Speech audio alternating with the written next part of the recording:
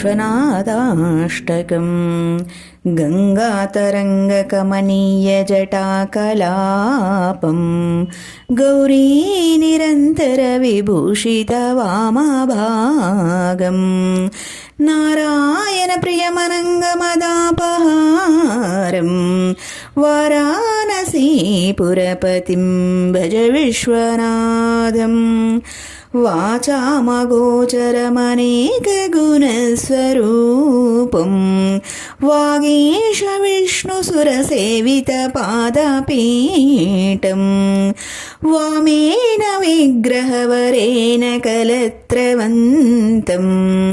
वाराणसीपुरपतिं भज विश्वनाथम् भूतादिपं भुजगभूषणभूषिताङ्गम् व्याघ्राजिनाम्बरधरं जटिलं त्रिनेत्रम् पाशाङ्कुशाभयवरप्रदशूलपाणिं वाराणसीपुरपतिं भज विश्वनाथम् सीतांशुशोभितकिरीटविराजमानं पालेक्षणानलविशोषितपञ्चभानम् नागादिपारचितवासुरकर्णपूरम् वाराणसीपुरपतिं भज विश्वनाथम् पञ्चाननं दुरितमत्तमदङ्गजानां नागात्मकं धनुजपुङ्गवपन्नगानां दावानलं मरणशोकजराटवीणां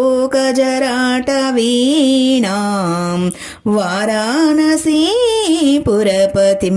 भज विश्वनाथम् तेजोमयं सगुणनिर्गुणमद्वितीयम् आनन्दकन्दमपराजितमप्रमेयम्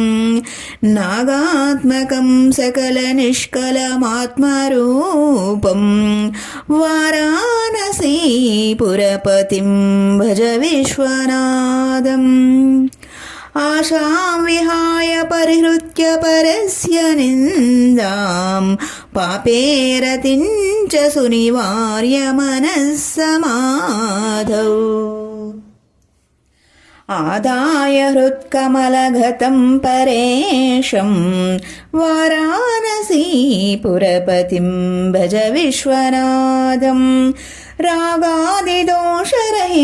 स्वजनानुरागं वैराग्यशान्तिनिलयं गिरिजासहायं माधुर्यधैर्यसुभगं गरलाभिरामं वाराणसीपुरपतिं भज विश्वनाथम् वाराणसीपुरपते स्तवनं शिवस्य व्यासोक्तमष्टकमिदं पठते मनुष्यां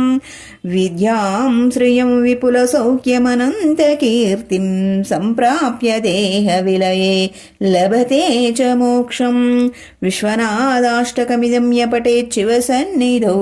शिवलोकमवाप्नोति शिवेन सह मोदते।